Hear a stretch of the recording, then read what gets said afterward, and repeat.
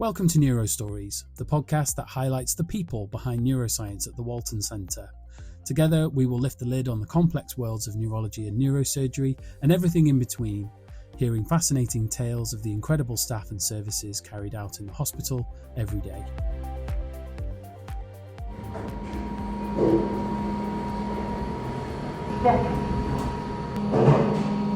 Doors open.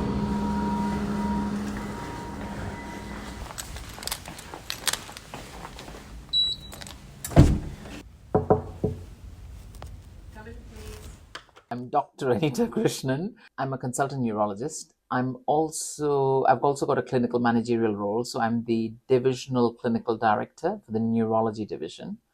And the Neurology Division at the Walton Centre includes neurology as a specialty, but also other specialties. So neuroradiology, neurophysiology, neuropsychology, psychiatry. And then we have got some rehabilitation medicine and similar.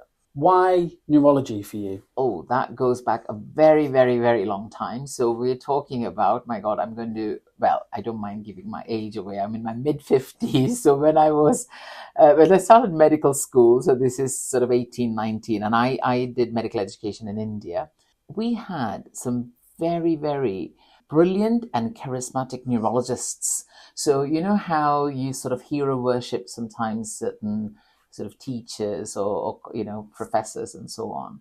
But there was something about neurology which was always extremely sort of enticing, but at the same time, it was a difficult field. So in medical school, if you were, when you were going for exams, it was invariable that you would have a neurology, what's called as a long case. So the main case you are examined on would be one of the main specialties, and one of them would be neurology. So we had a bit of that fear element, as well as we had such good teachers. And so I suppose I've always had an interest in that. And then from there branched into neurology. It's lots of medicine is analytical, but also a lot about, pattern recognition. It's very, very much exemplified in neurology. There's a very defined pattern recognition. You still can use a lot of clinical skills and figure out what's happening, though the external opinion might be, gosh, they're doing hundreds of scans and tests. The clinical opinion of when I see a patient, hear their story, examine them, still matters significantly in neurology. And what was it like in those early days? What was it like studying in India? Oh gosh, so obviously, college, medical college is probably some of the best years of my life.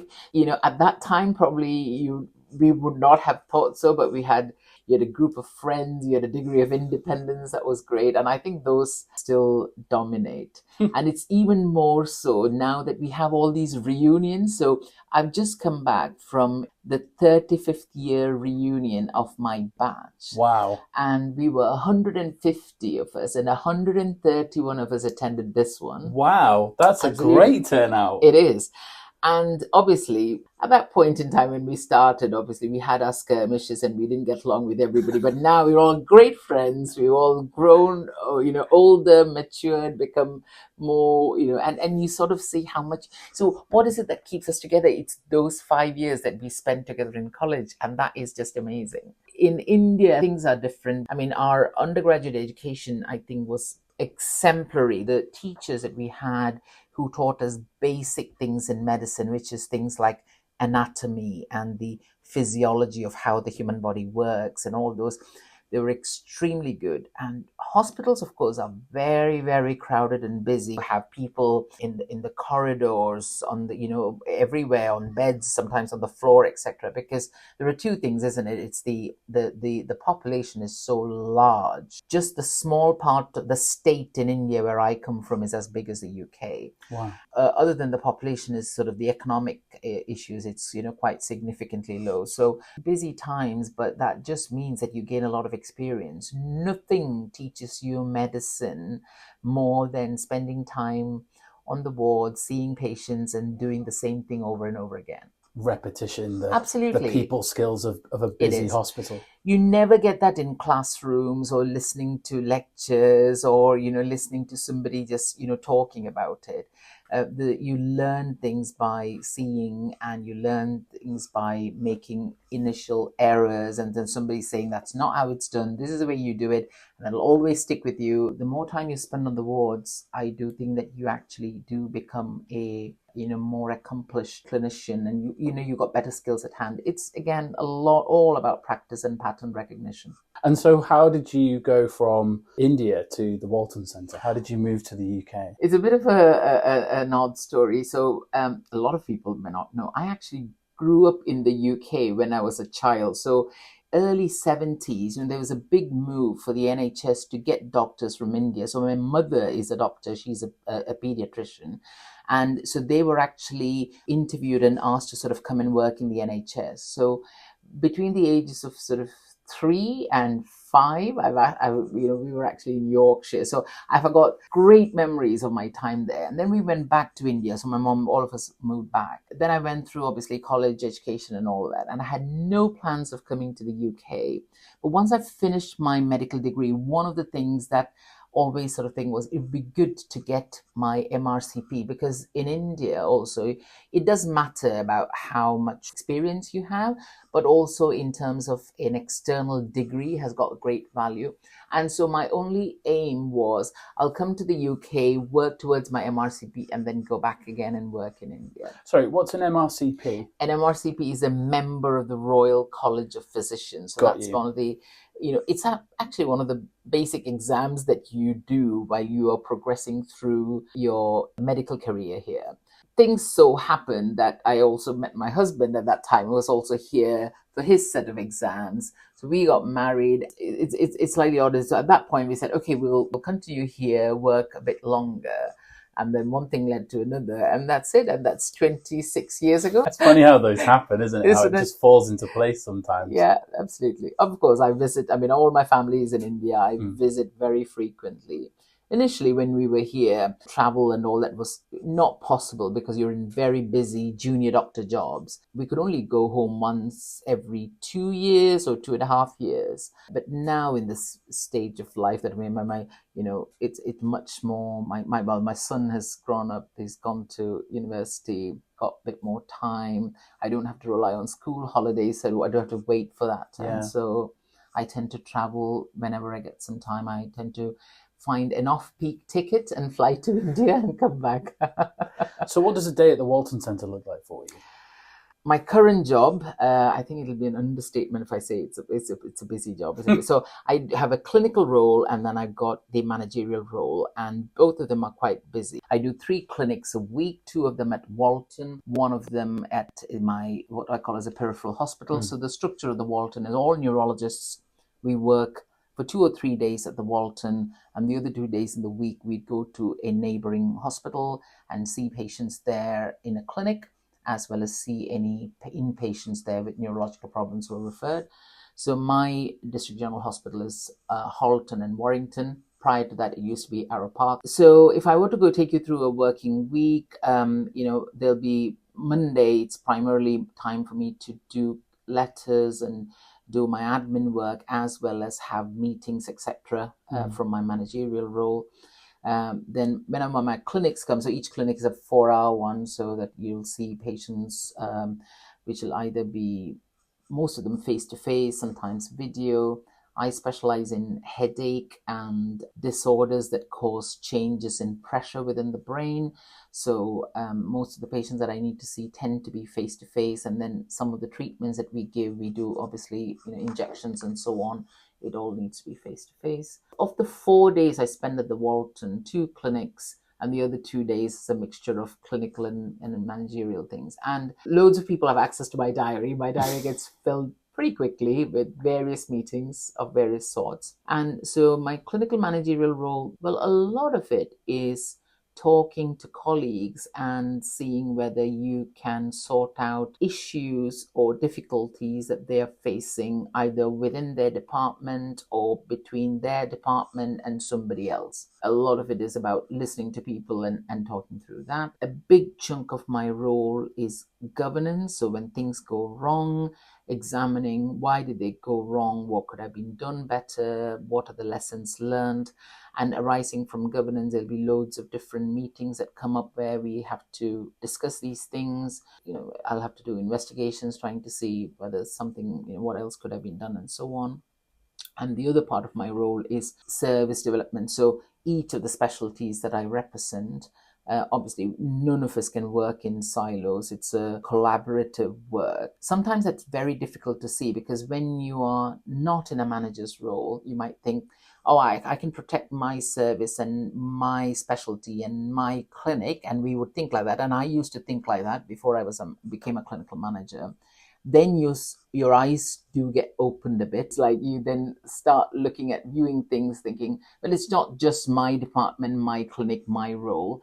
There are other colleagues all in a similar situation. So if I want a new facility or a medication commission for my group of patients, so do all the other specialties for theirs. And therefore, hospital trusts have got this not very enviable task of constantly juggling around things to try and figure out who's got the priority, how do we go about it, what's the list of things that we need to achieve in this period of time and so on. So a lot of those sort of service related things takes up, I suppose, the rest of the role. It is a good mix. Obviously, I've been a neurologist for a long time, and a lot of people sometimes don't factor this in. But once you've been doing something for a very long time, believe it or not, even in neurology, boredom creeps in.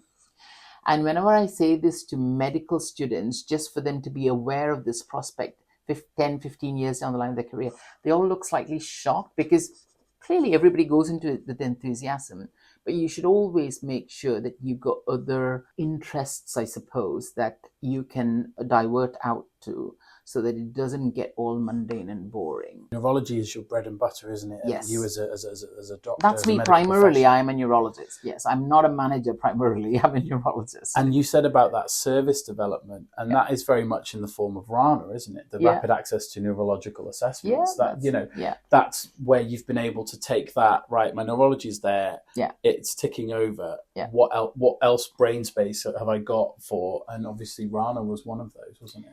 As you know, it was born initially out of a need during COVID to try and be collaborative and helping the system of, that was the other hospitals, and how we can help from our point of view. And obviously that's now become an integral part of our service, and the model has been quite rightly commended by various different groups, both locally as well as nationally. In RANA, we would, what we're doing is seeing patients who present to A&Es and neighboring sort of acute medical departments. They've got a new neurological problem. They are well enough. An immediate life-threatening issue is not the problem there, in which case they would have been admitted to the hospital, but they do need a quick neurology opinion rather than going on a waiting list to be seen after a few weeks or a few months. Patients can be referred to RANA. We then look through the referrals, make sure they're appropriate for RANA, and then see the patients within 48 to 72 hours.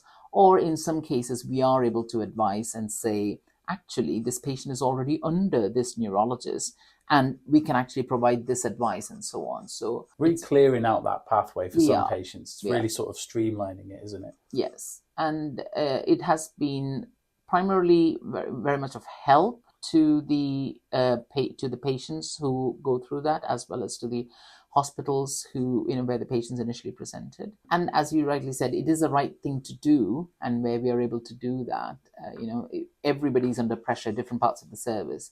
We can do this bit to help and collaborate with the rest of the thing. That's always quite useful. What's the most rewarding part of your job? The rewarding part of my job, okay, so it's almost always people who appreciate the work you put in. So whether it's a patient telling you, thank you so much, I can see that you've really taken good care of me, or you've gone out of your way to find out what's wrong with me, or you've always been just listened to me. So many patients will say that, you've listened to me and thank you so much. And it's a similar thing, I suppose, from a managerial point of view, when you get that feedback to say, look, this is the input you provided and it really worked for our group or our department. That is the rewarding part. So the next section is a quick fire round, Anita. Oh dear, right. Ready? Okay, yes, go on. What would you be if you weren't a neurologist? Teacher. Teacher? Yeah. Subject? English. What's your biggest hobby? My biggest hobby is reading, cooking as well, cooking different cuisines. Yeah. So that brings me on to favourite book. It's one that's called The Physician by Noah Gordon. Now, if you actually think it's all medical related, it's actually almost historical about medicine. But it's been an inspirational book for me. Favourite song? I tend to primarily listen to Indian classical and sort of Bollywood songs rather than things. So yeah, maybe one amongst those. Favourite film? Film, oh my God, I can watch the Matt Damon series any time of the day or night. The Bourne Legacy ones? The spy films? Yes, any time you put that on, I will watch it. Favourite animal? Oh, dog, any day, yes. Strangely, I don't have one now. That's because, believe it or not, I'm rarely at home because I'm mostly at work, but yeah, dogs. Dead or alive, who would you most want to have a drink with or take to dinner? Oh gosh, this is a difficult one. I can't even think of. I don't know why the first name that popped to my mind was Barack Obama, but that I'll go and stick with that. Yeah, Excellent I think it'll be an choice. excellent conversation with him. That'd be fascinating to have dinner with Barack Obama. Yeah. Food you love? Oh, it's a South Indian thali. It's my home cuisine, but not North Indian food that is generally served in the UK, but South Indian, and it is yummy. Ooh, what is that? So a South Indian thali is basically a spread of, we are primarily rice based, so that'll be the main thing, but you'll have multiple different vegetables and sort of dal, lentil based things, mostly vegetarian. And I am vegetarian, but I'm saying in South India there's a sort of higher trend of being vegetarian. But yeah, that's it, any day. Sounds delicious. Yeah. Food you hate? Do you know what? Some strange reason I'm not into Thai food. I don't know why that is. Not my favorite. Who's your hero? My hero will be my mother. She's shown me how to live life under difficulty. Okay, so it's not been at all easy for her, and also to sort of deal with imperfections. I think that's how I would put it. Amazing. Best thing to happen to you? My son. Yeah, it's probably a cliche, but you bring up a child and he's an amazing little kid who's 21 years old and 6 feet 4 inches tall, so little kid. But we have the best time together. We got it, and I think it changes a lot of your perspective in life, and it makes you, I think, more patient. I think I was a bit less grounded before that, but yeah, and he keeps me totally grounded, totally.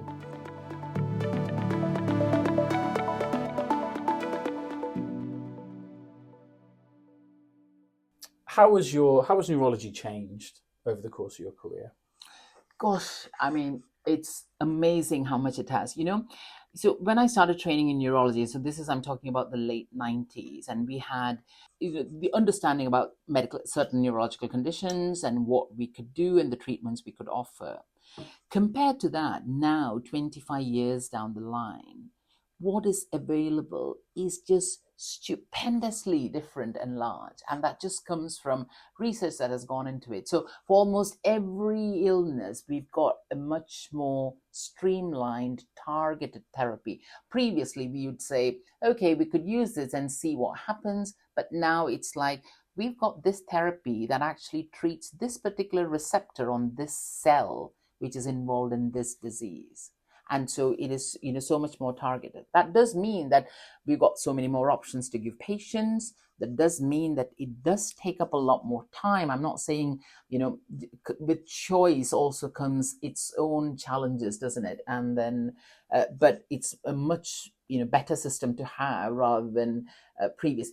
Previously, one of the criticisms about neurology was that, even if you guys make fancy diagnosis, what's the point? You don't have any medications to give them. But now, people can't say that because it's very, very different. And this is only going to expand. So, the way it is going, we are going down targeted treatments, gene therapy. So I think treatment strategies and how we manage conditions is what's going to change significantly as we go forward. And are there any milestones Are there any things that have happened over those, like you said, those 25 years where you think, wow, that's a game changer? It's happened in every field in neurology, Sam. I don't think we can sort of list one thing as, the main thing. And I would sort of say the two things are sort of expanding therapies and also the fact of how we monitor. So the collection of data about various illnesses or diseases, and then how we use that to guide our treatments. That what's called as evidence-based medicine. That's another thing that's, become the backbone of things. We used to do it in much less robust ways, I think, before I'm talking about 20, 25 years ago. But that's much more ingrained in the system now, and therefore that then guides everything that we do. We're sort of saying it's based on this data, this evidence, this study, this trial. It's not based on let's try this and see whether it works. Is not the policy anymore. Yeah, so it's very thoughtful, very based on evidence. Yeah, fantastic. What are you excited for the future of neurology? We're constantly trying to enthuse young trainee doctors to actually take up neurology. Previously, it used to be almost very much just neurology registrars rotating through, but now we've got groups of medical trainees who are sort of in the early stages of medical training come through neurology. So we're trying to sort of expand that knowledge. You've got to understand that everything in neurology is not fancy stuff. You've got very simple, very, very common conditions that happen. For example, headaches is one of the most common things. People having blackouts, tingling and numbness. These are all very, very common things that is not just within the remits of a neurologist to treat and sort. It should be within the sort of the knowledge base of the GP and the medical practitioners, etc. It's like the common example that I give is if you have an allergy, okay, you're not going to wait to see an allergy specialist to start its treatment. There's basic common knowledge there about allergies, what we can avoid. The GP can give you, advice. The practice nurse can. So conditions like headache has to sort of fall into that. There's sometimes this unrealistic or expectation that everything has to be sorted out in neurology. But so expanding that knowledge out there, that's quite important. So we do need more people buying into the idea of neurology rather than it remaining as one of those, it's a very niche thing that only some people do. Of course, there is some aspects of neurology, what we call as very specialist, highly specialized neurology, that has to be under the remits of neurologists. So along with thinking, okay, there's a lot of expansion that's happening in terms of treatment and the highly specialist one, we shouldn't forget the common ground neurology, which has to come under everybody's remits. Yeah. So what would your key takeaways be then for anyone listening to this episode? Right. Okay. So I can sort of talk about it from a professional front and from a personal front. From a professional front, I would encourage anybody who's listening to this to say that if it be it a trainee, be it somebody who's just interested in neurology or somebody who's just listening for because they've sort of chanced upon this, that neurology is a specialty of, like many other things, of, significant different halves. And you've got the highly specialist ones as well as what I call as, the common ground neurology. It's a very interesting field. If you want to train in it, there are plenty of opportunities. And if you want to learn more about it, there's so many dedicated, information sources, websites, our Walton Centre website itself, as well as many others, to get information from. From personal front, what I'd like to tell people is, again, the journey's been amazing. I do think that, and this is going to sound very cliched, I'm not a highly intelligent or brilliant person. I'm just of, average intellect is how I would define myself. The moment somebody hears that you're a neurologist, they'll say, oh, you're a brainy doctor. And I'll say, well, I am good in neurology. There are some things that I'm terrible at, like computers or fixing things at home or whatever. But then the important thing is, much more than your knowledge base. It's your interaction with people and how you communicate that decides your success in life. And I know that sounds like a broad sweeping statement, but I do firmly believe in it. You don't have to be, gold medalist, top of the class, thing to become a successful doctor. What you need is to be able to really interact well with people, see both sides of the story. That's another important thing. And to doctors who are already in the field, I'll strongly advise them at some point in their lives to take on a clinical managerial job.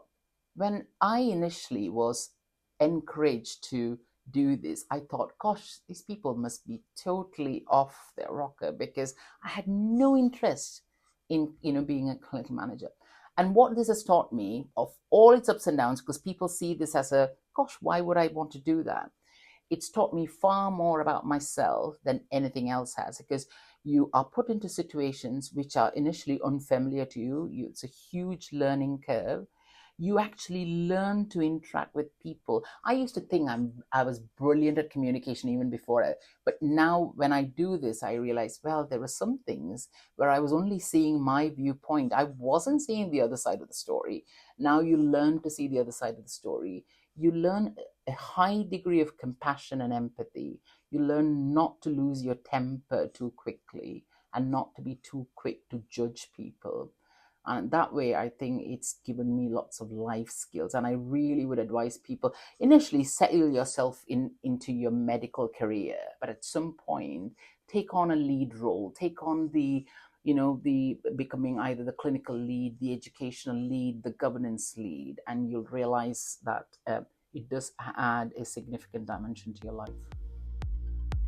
Thank you for listening to Neuro Stories. You can listen to more episodes on Spotify and stay up to date with the latest news and events from the hospital on our social media channels, at the Walton Centre on Facebook and Instagram, and at Walton Centre on X. Got feedback? Email the communications team at wcft.communications@nhs.net. This podcast was recorded, edited and hosted by Sam Fleet from the Walton Centre's communications team.